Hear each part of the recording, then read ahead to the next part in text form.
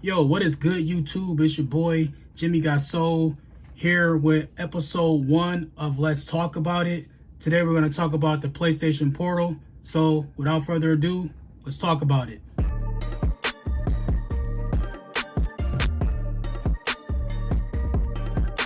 Alright, so what is the PlayStation Portal? The PlayStation Portal is a remote device that connects directly to your PS5, which allows you to access the games that are stored on your PS5 console. It's a device that is tethered through Wi-Fi, whether that is your home Wi-Fi, it could be a hotel Wi-Fi, anywhere there's Wi-Fi, it connects directly to your PS5 console. Now, the PlayStation Portal has an 8-inch LCD screen that is capable of running 1080p resolution that plays at 60 frames per second. So you are allowed to play your device as a mirrored device to your PS5. It's not a separate system like the PSP or the PS Vita. This is something that is directly tied to your PS5 console that you can play using remote play. So who is the PlayStation Portal for? The PlayStation Portal is for people who possibly have one TV in their home where, they may have kids or a loved one that is currently using the television in their house and they still want to play their games. They're allowed access to remote play from a device that has somewhat of a PS5 controller that it's almost like it's cut in half with a small LED screen attached to it. It's also for people who are interested into handhelds. Can you do remote play on other devices and your phone? Yes, you can.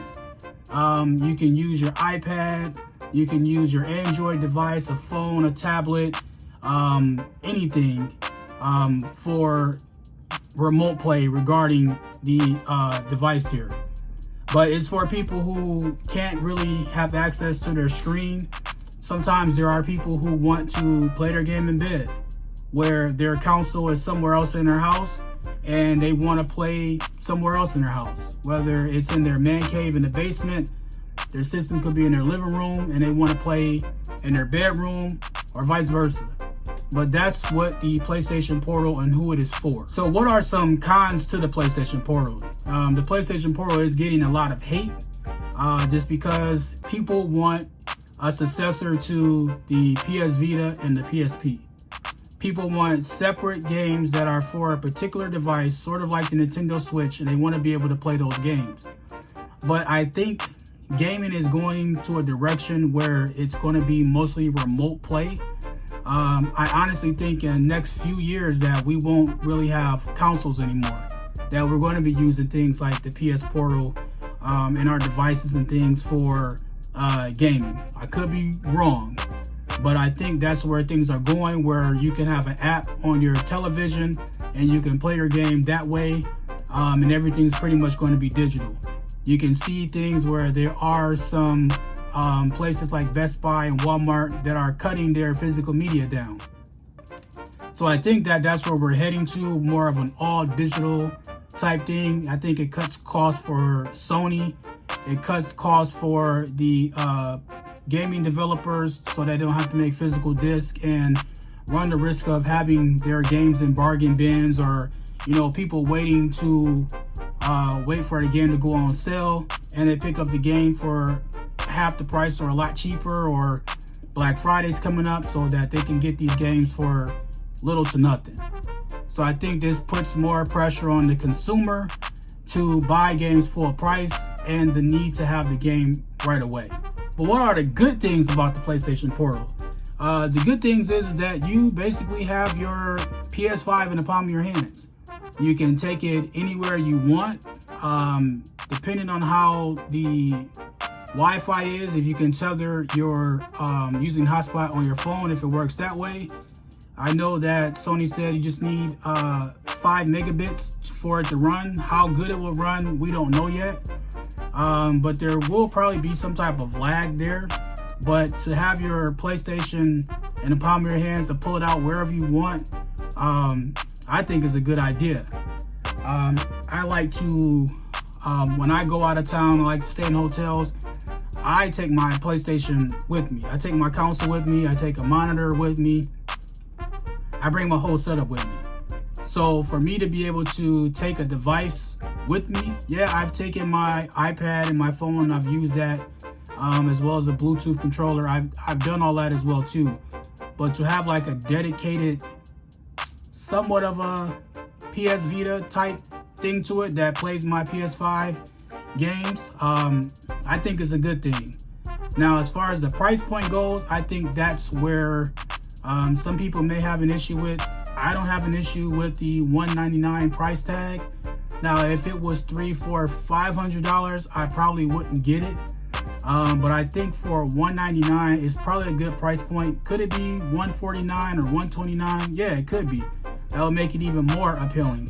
But I think $199 is a good price point as far as picking this up. And I think that's the one thing that kind of made me go ahead and say, you know what, I'm going to pre-order this and I'm going to see what it's about. For $200, I can't beat that. Now, another thing that is not too good about the Portal is the headset portion of it. Sony has earbuds that are $200 or $250. It's more than the actual system itself. Now, you can put a headphone jack into it and use your headset that way, which is probably what I'm going to do. If you are using Bluetooth, you know that there's some latency problems when you're using Bluetooth, so I'm not sure how that's going to work. Nor do I want to spend $200 and $250 on a pair of earbuds, particularly just for this system. I know Sony does have the PS5 headset Pro that's coming out. I think that's $150, but still, you're still looking at the price of what the actual system costs. I'm not going to spend that much money on a headset when I have headsets here, or I can use a pair of earbuds that work just as fine with the system. But yeah, that price point on the peripherals for it is, I can do without that. Spending $200 on a pair of headsets, I'm good. I already paid $99 for the official PS5 headset, and I've had issues in the past with that particular headset as well too. So I'm good on the headset part of it. As far as the system goes, depending on how durable the console is or the screen is, that we will have to wait and see. But I think investing $200 into having a system on the side where I can play in the bedroom, or I can play somewhere else inside the house, or if I'm traveling, I can take it with me without having to take my whole entire setup and unplugging my system and bringing, you know, monitors and all that stuff. I can kind of have like a Nintendo Switch type vibe to my PS5. I think that's better than, you know, me bringing my entire setup. So as far as if this is for you or not, that depends on you. I know people are looking for a PSP and a PS Vita. Yeah, I love the PSP. I love my Vita. Right now, I still play to this very day. But I think that time has passed. I don't think we're going to get anything close to that anytime soon. I think that Sony put a lot of money into the Vita and it kind of went nowhere. But I think if we actually support the PlayStation Portal, maybe that will lead to them saying, you know what, let's do what Nintendo's doing and let's make a dedicated handheld and let's get some gaming developers behind it that can push games or put a God of War into a handheld model, or put an Uncharted like the PS Vita version, which I thought was pretty good. It was a separate game from what you got from your PS3 and PS4 versions of it. And I still play that Uncharted to this day. But I think that it's not for everyone. I think that it's for a particular fan base. I'm currently into handhelds. That's my thing. I have a Vita, I have a Game Boy, I have Game Boy Advances and DS's and all those type of things. So I'm into handhelds. I've always been into handhelds. So for me, it's worth the shot. It's worth the try, just to see what it's about. I've used remote play in the past, so I'm pretty well aware of what I'm getting myself into. Again, yeah, I can use my phone and a PS5 controller and play remote play that way. I can use my iPad to play my games as well too. I've done that. I've taken my iPad with me on trips and used my iPad directly to play my PS4 and PS5 at times. I've done that before. But to have a handheld that has an 8-inch screen that's sort of like the Nintendo Switch, I mean, for the price point, it's worth a try.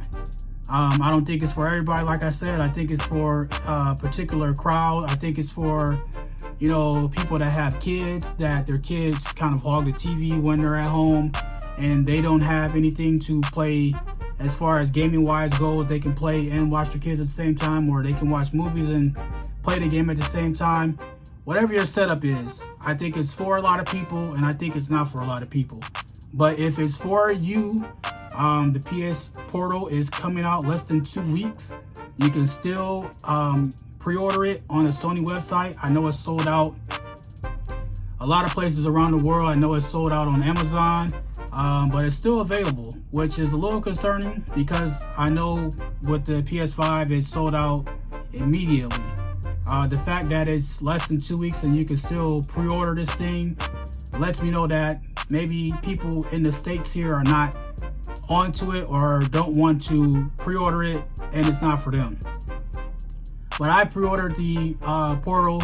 I'm going to see what it's about. I think for a $200 price point, it's not that bad of a deal or big of a deal to me, as far as if I feel like I'm wasting my money or not. I know you are stuck with a 1080 screen. It's not 4K. That's not really a big deal to me. If I want the 4K experience, I can put my TV up and play my PlayStation that way. So I do have access to 4K if that's what I want. But if I'm on the go and I can play my PlayStation on the go like this, and I don't have to bring, you know, a whole big bag of taking my console apart and making sure I remember everything. If I can just have this thing right in the palm of my hands, I think it's a pretty good trade-off. The Portal, maybe it's for you, maybe it's not for you. I know there's a distinct crowd that it's for. It's for me. Like I said, I like the handheld devices. I'm willing to try it out for the price point. If there was more or they were charging more, I probably wouldn't, you know, pre-order it. But if it's for you, tell me what you like or don't like about the PlayStation Portal. And we have less than 2 weeks before it comes out, and we can give our full-blown review on it. I'm pretty sure there's a lot of people that are going to get it early. You can check out their reviews. Maybe it's, you know, something that interests you, maybe it doesn't. But if it does, let me know if you're going to get it. If you're not, let me know if you're not going to get it. But without, you know, again, this is episode 1 of Let's Talk About It. It's your boy Jimmy Got Soul. Thanks for watching. Again, like, comment, subscribe for more videos. And I appreciate you for watching. Peace.